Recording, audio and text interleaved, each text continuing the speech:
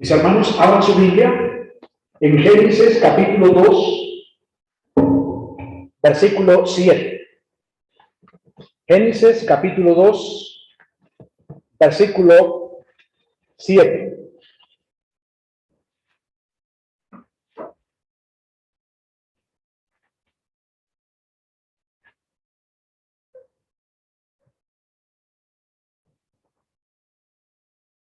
Leemos, mis hermanos, la palabra de Dios de parte de Dios y delante de Dios. Mis hermanos, somos la misión evangélica reformada para Colombia y el mundo. Somos una confraternidad de iglesias locales, comprometidos con el discipulado bíblico y, por supuesto, la plantación de iglesias locales en Colombia y hacia el mundo. Hermanos, leemos la palabra de Dios en capítulo 2 de Génesis, versículo 7. Nos dice: entonces Jehová Dios formó al hombre del polvo de la tierra y sopló en su nariz aliento de vida, y fue el hombre un ser viviente.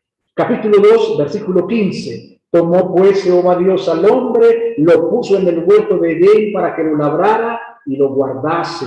Y mandó Jehová Dios al hombre diciendo: de todo árbol del huerto pueden comer, mas del árbol de la ciencia del bien y del mal no comerán, porque el día que de comieren ciertamente morirán. Y dijo Dios: no es bueno que el hombre esté solo, le haré ayuda idónea. Versículo 21. Entonces Jehová Dios hizo caer un sueño profundo sobre Adán, y mientras éste dormía, tomó una de sus costillas y cerró la carne en su lugar. Y de la costilla que Jehová Dios tomó del hombre, hizo una mujer y la trajo al hombre. Y dijo entonces Adán: esto es ahora hueso de mis huesos y carne de mi carne. Esta será llamada varona, porque del varón fue tomada. Por tanto, dejará el hombre a su padre y a su madre, se unirá a su mujer, y serán una sola carne. Y estaban ambos desnudos, Adán y su mujer, y no se avergonzaban.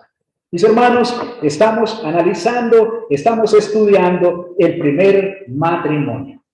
Eso es lo que estamos estudiando en este momento. El primer matrimonio. Y hermanos, estamos mirando que Dios es como el alfarero, ¿ya? Como el alfarero de la especie humana.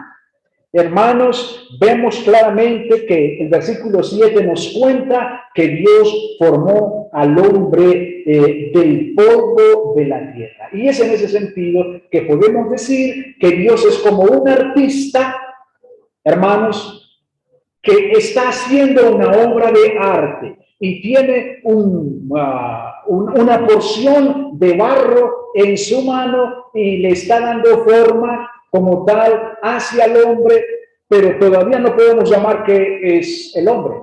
Todavía es un muñeco de barro, ¿cierto? Y sigue siendo un muñeco de barro hasta que el Señor le da aliento de vida en su nariz. Y es ahí cuando ya comienza a ser verdaderamente un ser humano. Entonces, mis hermanos, el Señor hace al hombre del barro. El Señor le da vida a esa figura del barro. Hermanos, y seguimos considerando cómo el Señor planta un jardín en el Edén. ¿Se acuerdan que estudiamos que eran dos partes distintas, diferentes? ¿Cierto?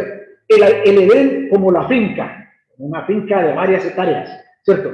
Pero el Señor dentro de esa finca establece un jardín, ¿cierto?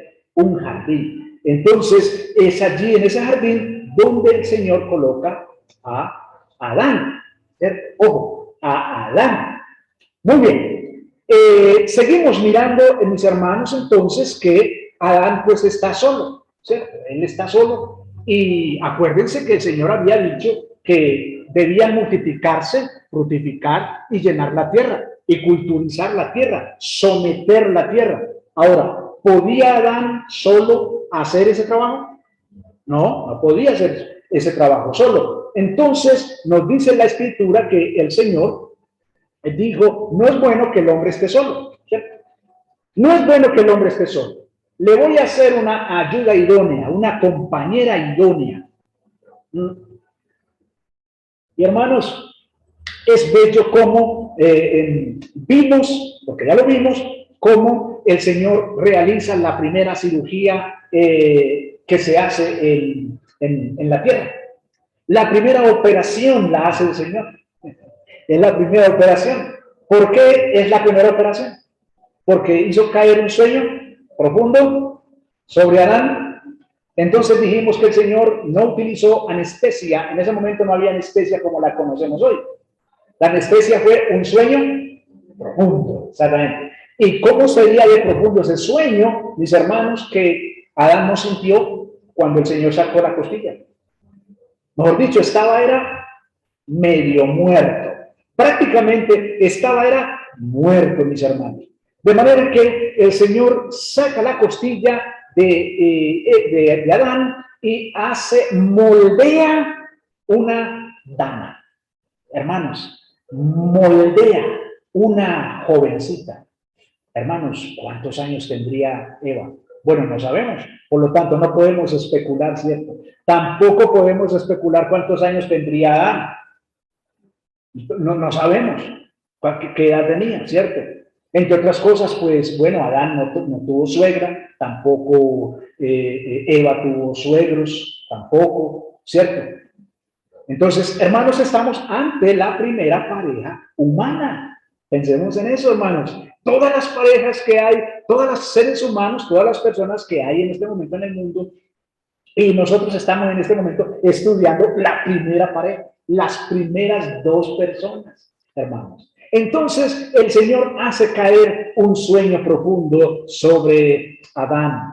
Le extrae una de sus costillas y forma, mis hermanos, una mujer. Y se la trae, hermanos, se la trae a Adán.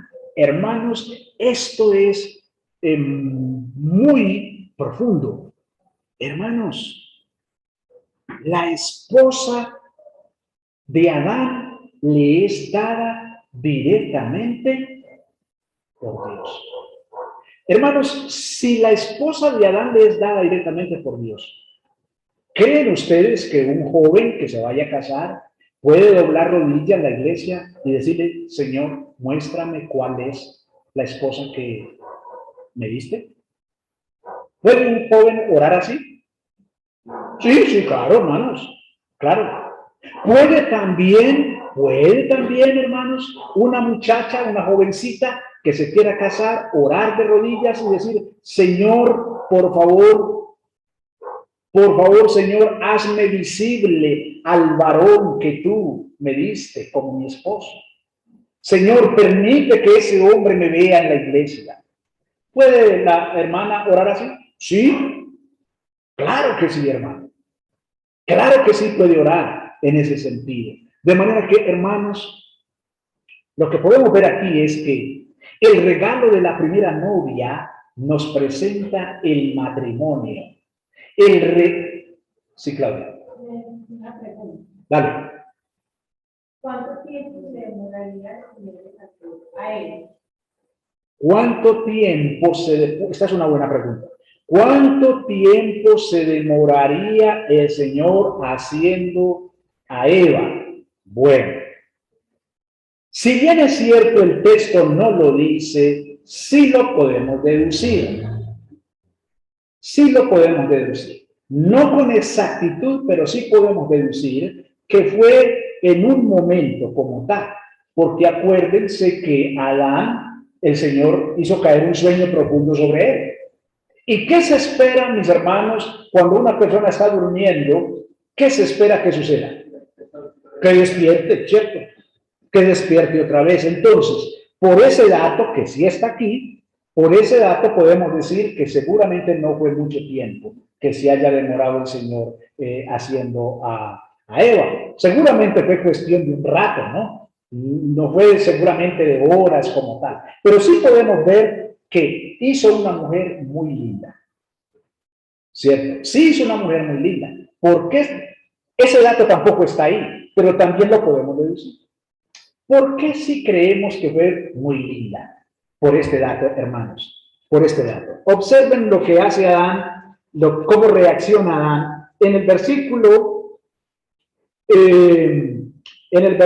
23, observe, capítulo 2, versículo 23. ¿Por qué pensamos que no fue una mujer fea, sino que fue una mujer muy bonita? Dice aquí Adán, dijo entonces Adán, esto es ahora hueso de mis huesos y carne de mi carne.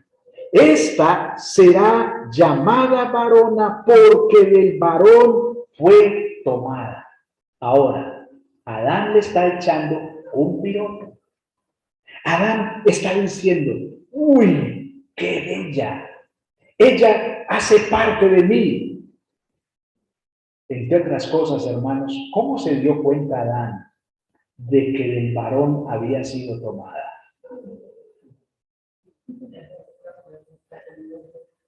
Esa es otra pregunta.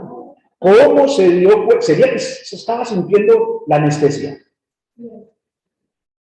Pues, pero que se dio cuenta que él supo que Eva hacía parte de su cuerpo, sí, porque él lo dice ahí. Esta será llamada varona porque del varón fue tomada, ¿cierto? Entonces, interesante saber eso. Pero vemos pues esas palabras tan preciosas que Adán le dirige a su querida esposa. Y hermanos, pues lo hermoso es que, ¿quién celebra este primer matrimonio? Dios mismo. Exactamente, Dios mismo. Directamente Dios celebra este matrimonio. Hermanos, el matrimonio es una gran bendición cuando se hace en el Señor. Yo sé, hermanos, que para muchas mujeres les trae tristeza porque se casaron con un torturador que las maltrató, que las maltrata, inclusive los feminicidios que vemos, hermanos, que sucede en el país, pues es una prueba de ello y por lo tanto no podemos decir de ninguna manera, mis hermanos, que esa fue la mano de Dios, sino que hace parte de la depravación humana, del pecado del hombre, mis hermanos. Pero cuando un joven procede bíblicamente hablando y hace las cosas bíblicamente hablando, mis hermanos, el matrimonio es una preciosa bendición del Señor. Así que, mis hermanos, vemos aquí pues que el regalo de la primera novia nos presenta el matrimonio antes de la caída. Y por lo tanto, nos provee el fundamento para las leyes contra el adulterio. Bueno, mis hermanos, y aquí comenzamos a ver unos aspectos muy importantes. Éxodo capítulo 20, versículo 14 nos dice, no cometerás adulterio.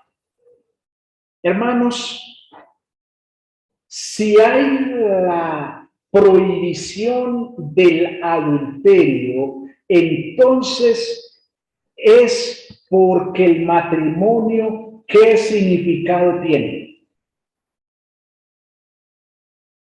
Que el matrimonio es santo, que el matrimonio es puro, que el matrimonio, mis hermanos, es tan puro el matrimonio y debemos, hermanos, cuidar tanto el matrimonio que el Señor dice, no cometerás adulterio. Así, hermanos, que el Señor comienza pues a colocar la base de la pureza del matrimonio. Una pureza, mis hermanos, que se hace evidente, por ejemplo, en Hebreos capítulo 13 y versículo 4, cuando leemos en la Nueva Traducción Viviente, traduce este versículo de esta manera. Honren el matrimonio y los casados manténganse fieles el uno al otro. Con toda seguridad, Dios juzgará a los que cometen inmoralidades sexuales y a los que cometen adulterio.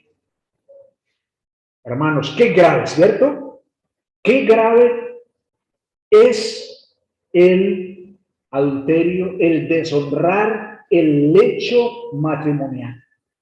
Mis hermanos, la orden concreta de Dios es que quienes estamos casados debemos respetar el pacto matrimonial.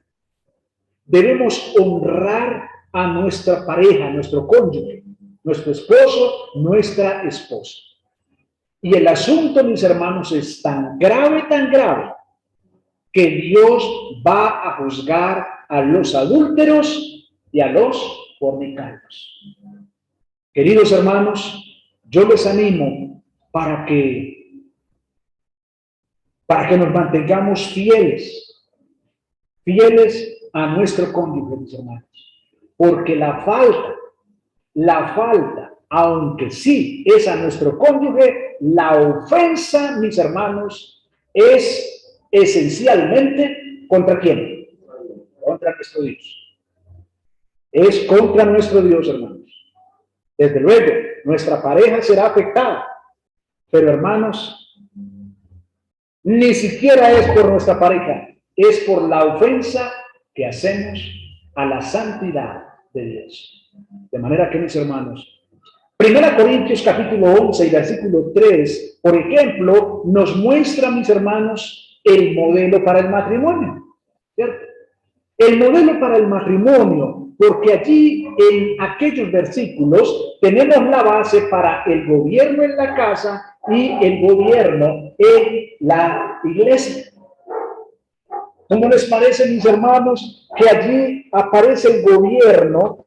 Y mis hermanos, vamos por un momento al capítulo 11, por favor, véalo conmigo, porque es que yo digo que aquí aparece el modelo del gobierno para el matrimonio. Observe lo que el Señor estableció, hermanos. Capítulo 11, versículos del 1 al 3. Nos dice, sean imitadores de mí, así como yo de Cristo. Les alabo, hermanos, porque en todo se acuerdan de mí y retienen las instrucciones tal como se las entregué.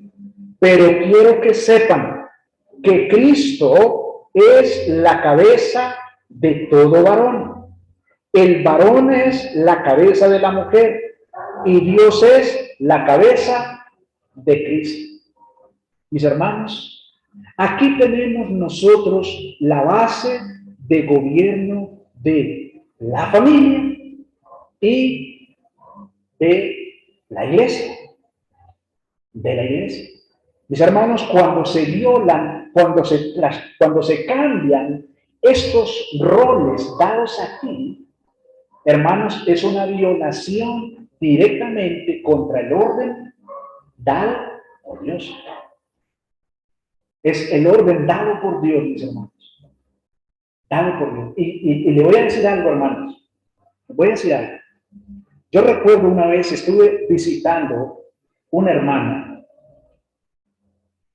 Estuvimos como 2 o 3 parejas. Y estuvimos visitando a esa hermana y nosotros veíamos que básicamente quien llevaba la rienda de ese hogar era ella. Y en esa visita que le hicimos, yo le pregunté a ella, venga hermana, dígame una cosa, ¿por qué es que yo veo que prácticamente toda la iniciativa la lleva usted? ¿Qué es lo que sucede? Y recuerdo lo que ella me dijo, no se me olvida. Ella me dijo, pero hermana, si yo no hago nada, nuestro ranchito se cae, nuestra casita se cae. Si yo no hago nada, no podemos vivir así porque mi esposo no, él no toma la iniciativa para nada. ¿Yo qué hago? Yo ese día, ellos vivían, deben de vivir todavía, no sé, pero vivían en Manrique Oriental, en la parte alta, en un lugar que se llama Las Tres Cruces. Bien alto, allá arriba en Manrique Oriental. Entonces recuerdo que ella me puso un ejemplo ese día, que tampoco se me olvida. Ella me dijo, mire, hay veces se nos ha enfermado los niños en la noche.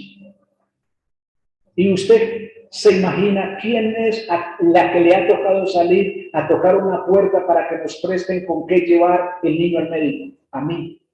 ¿Por qué no lo hace? Entonces, ¿yo qué hago? Hermanos, ese día, yo guardé silencio. Hermanos, no tuve nada que decirle en contra a esa señora. Mis hermanos, varones que me escuchan, ustedes y yo seremos responsables delante de Dios, del gobierno, de nuestra familia. Ustedes y yo seremos responsables de la dirección, de la guía, del sustento, del cuidado. Seremos responsables del amor, seremos responsables de todo lo que nuestra familia requiere, ustedes y yo. Hermanos, no ella, ustedes y yo, porque así dice la Biblia, que ella sería una ayuda idónea. Ella no fue creada para estar adelante, hermanos. Ella no fue creada para liderar, sino para apoyar el liderazgo de su esposo, para complementar el liderazgo de su esposo. Y quiero ponerles un ejemplo, queridos hermanos varones que me escuchan. ¿De quién será la responsabilidad de barrer y trapear en la casa?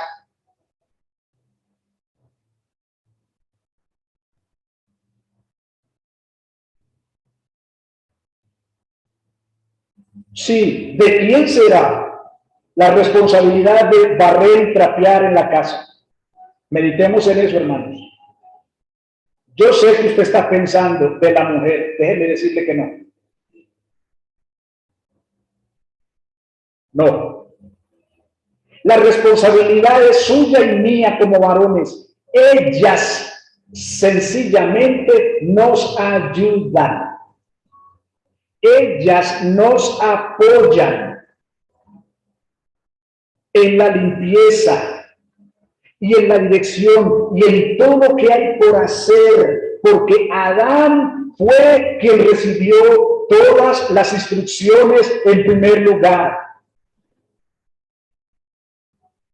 Él fue el que recibió todas las instrucciones. Eva fue creada como su ayuda. Y les pongo un ejemplo. Si usted está en la casa con su esposa, no se ha barrido, no se ha trapeado, los trastes de la comida de la noche anterior están sin lavar, las camas están sin tender, y el Señor llega a hacer una visita en persona y va a pedir cuentas por ese desorden tan tremendo que hay. ¿A quién creen ustedes que llamará el Señor a pedirle cuentas?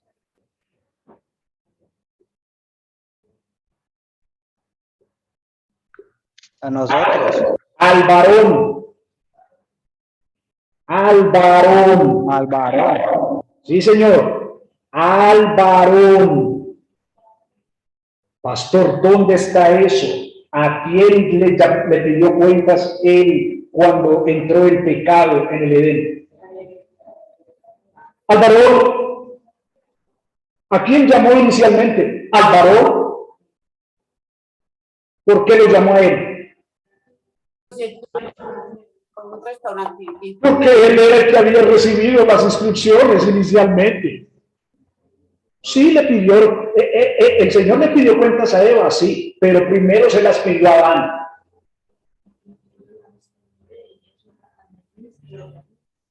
Él es el gobernante. Hermanos, mire, yo sé que esto, para muchos de nosotros, esto es nuevo. Y usted puede estar pensando ahí, no, pero este loco que me va a meter en problemas con mi esposa. Vea lo que está haciendo ahí, me va a poner a pelear con mi mujer. Hermanos, pensemos en eso. El Señor no llamaría, no, venga usted que usted es la que me ha arreglado la casa y toda la cosa. No, va a llamar al varón.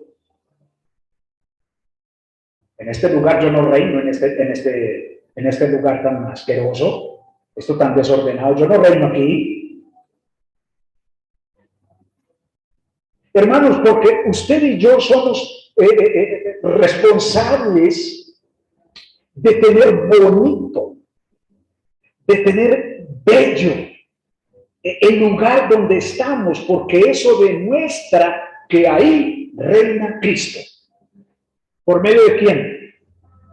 Por medio de quienes viven ahí. Y quienes viven ahí, el Señor le ha dado un liderazgo ¿a quién? Al varón como tal. Por lo tanto, como le ha dado un liderazgo al varón, lo leímos en 1 Corintios 11. Se los vuelvo a leer, versículo 3. Pero quiero que sepáis que Cristo es la cabeza de todo varón. ¡Qué belleza! Y el varón es la cabeza de la mujer. Y Dios es la cabeza de Cristo. Hermanos, ¿pueden ustedes apreciar este orden que hay aquí? Cristo es la cabeza del varón. ¿Se dan cuenta entonces a quién le pedirá cuentas el Señor si la casa está sin tender, sin arreglar y todo está bien feo y cochino en la casa y el Señor viene a visitarnos? Al varón, porque Cristo es la cabeza del varón. Pastor, y entonces la mujer que ella pues de bonita ahí sin hacer nada, ella es tu ayuda. Si ella lo quería hacer, si ella te quería ayudar, excelente, te complementa, ¿cierto? Te complementa. Pero si ella no lo quería hacer, ¿quién es el responsable delante de Dios? El varón.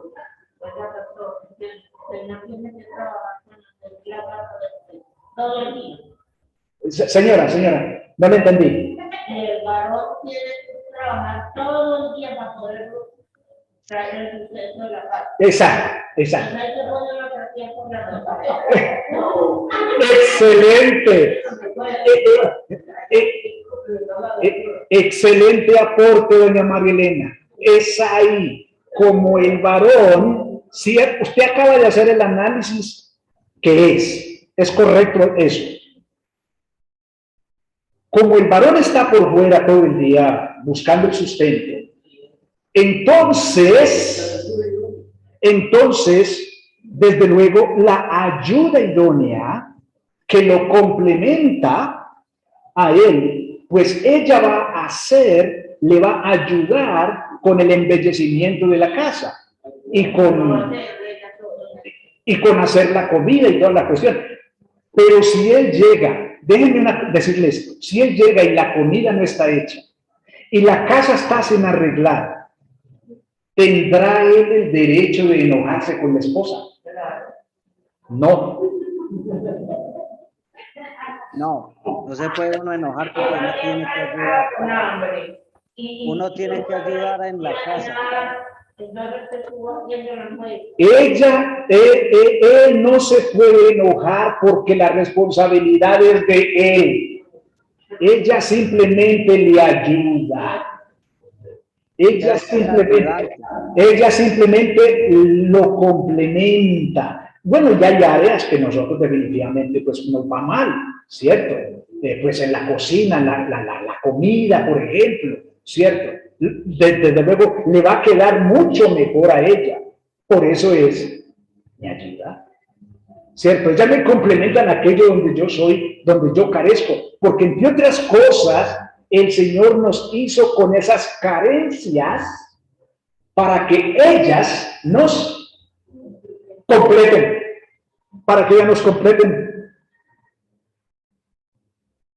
Él nos hizo adrede con esas características, con algunas características, algunos faltantes, para que ellas nos complementen.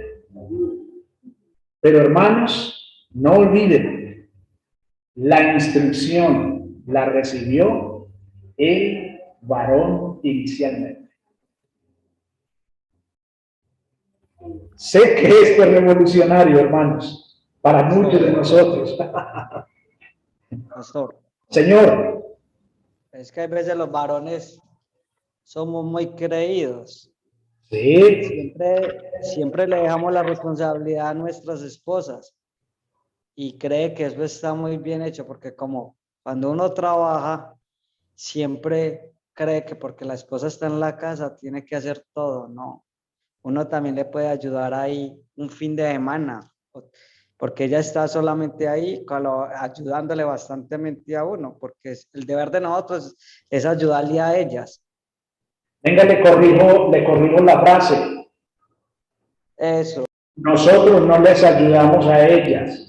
No, antes ellas es a nosotros. Ellas nos ayudan a nosotros. Esa es la palabra. Antes, mamá, estás ayudando a nosotros. Sí, Esa es la palabra. Exactamente. Nosotros. Está muy interesante es ese lado. Muy bien, ok.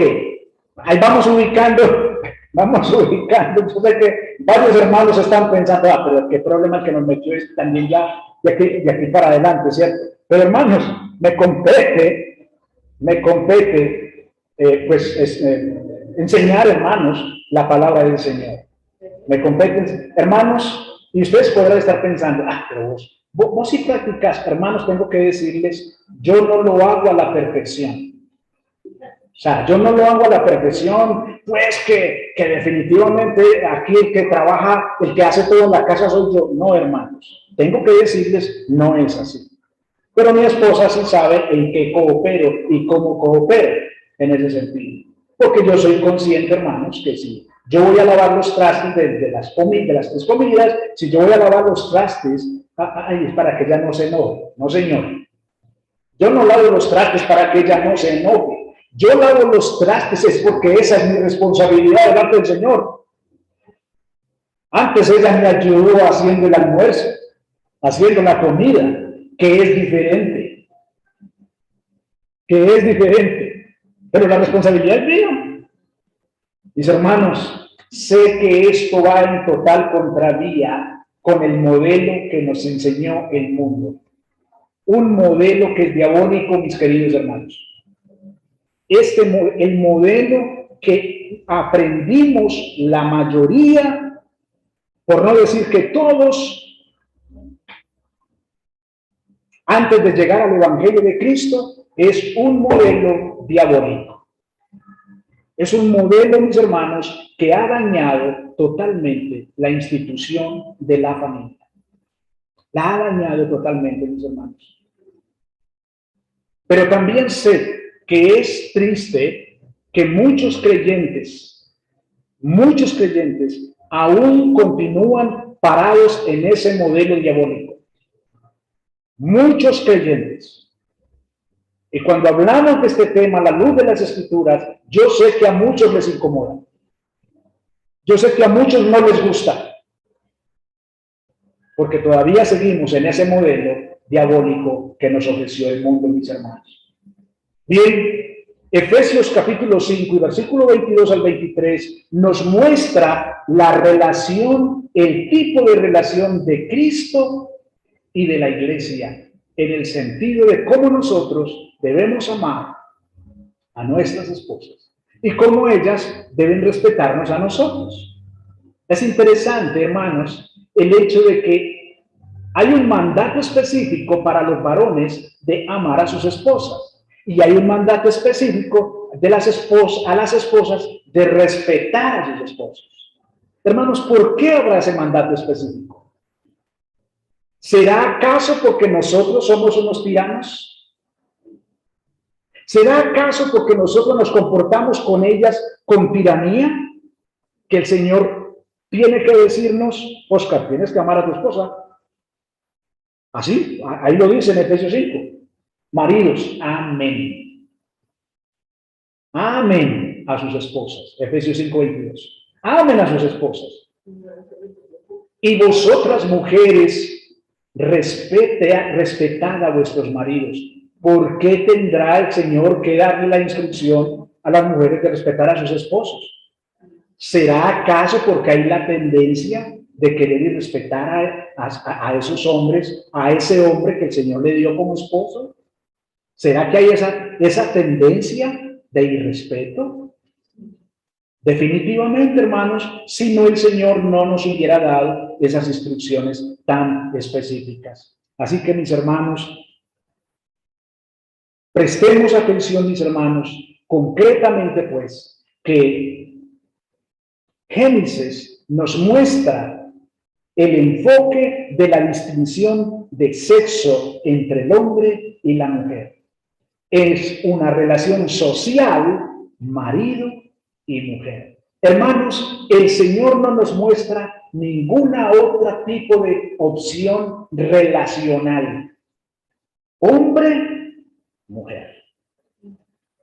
No hay ni nada más, mis hermanos. No hay nada más.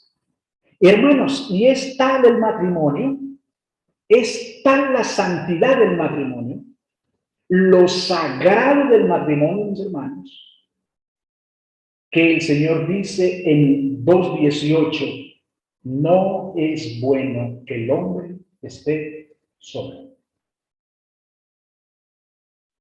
Hermanos, ¿qué tal ven ustedes lo sagrado del matrimonio que Dios dice no es bueno? No es bueno que el hombre esté solo. Por eso le voy a hacer una ayuda. Así que, mis hermanos, oremos al Señor por nuestros jóvenes, hijos, hijas, que aún están solteros, solteras, para que se enamoren del matrimonio, para que busquen obedecer al Señor en esta institución, hermanos, y hagan las cosas como el Señor las estableció. Hermanos, debemos orar por nuestros jóvenes, porque nuestros jóvenes están llenos de este mundo y menosprecian el matrimonio. ¿Para qué casarse? ¿Para qué casarse? Vámonos a vivir juntos. Y si nos va bien, nos casamos. Y si no, chao que te vi. Cada uno coge por su lado. Hermanos, esa es una manera de hablar diabólica.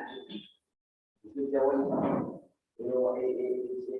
es que esta persona hoy día no viene de principio mismo.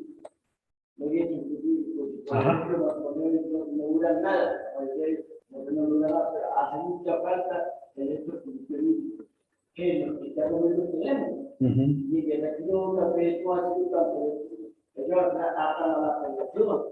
Pero uno sí le colabora después de la cosita, claro, que digo, de del foro. Ellas hacen a esa persona que mucho.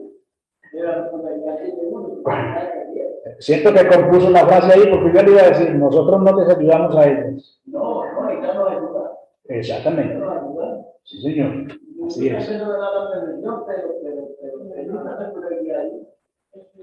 Bien, mis hermanos, no es bueno que el hombre esté solo. Por lo tanto, la abstención del matrimonio lícito nunca es ordenado en las Escrituras. Abstenerse de casarse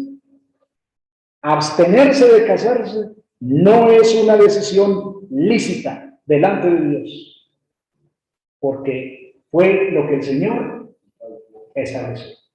No es bueno que el hombre esté solo. Oremos, hermanos. Señor, estamos agradecidos por tu palabra. Reconocemos, Señor, que hemos pecado hasta hoy en nuestro matrimonio. Y hemos pecado, Señor, porque hemos considerado que los roles son 50 y 50. Hemos pensado que estamos por mitades iguales. Hemos considerado inclusive muchos que la esposa debe de proveer el 50% de la manutención del hogar. Señor, eso es diabólico, porque eso no fue lo que tú estableciste. Señor, todos esos modelos de hoy han trastocado el matrimonio sagrado, el matrimonio bíblico. Yo te pido, Señor, que nos perdones, por favor. Que nos perdones, por favor.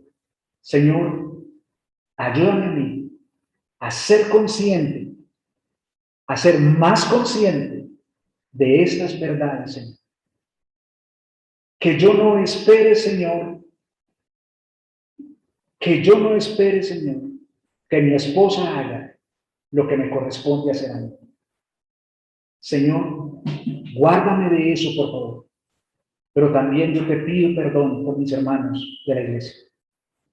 Señor, por favor, ayúdanos a volver al modelo bíblico. Ayúdanos, Señor, a volver a las Escrituras, por favor. Señor, ayúdanos a ubicarnos nuevamente en aquella responsabilidad recibida allá en el jardín del Edén. Porque, Señor, ciertamente hemos pecado contra ti, bendito Dios, pero también contra nuestros cónyuges, Señor. Y te damos gracias por el perdón, pero ayúdanos, Señor, a apartarnos de esas prácticas pecaminosas, por favor. Porque tu palabra dice que el que confiesa su pecado y se aparta, alcanzará misericordia. De manera que, Señor, tú nos perdonas, pero tenemos que apartarnos también nosotros y retomar lo que hayamos dejado de hacer o nunca hayamos hecho, Señor. Te lo suplicamos en el nombre de Cristo Jesús. Amén. Amén. Y amén. Mis hermanos, ¿algún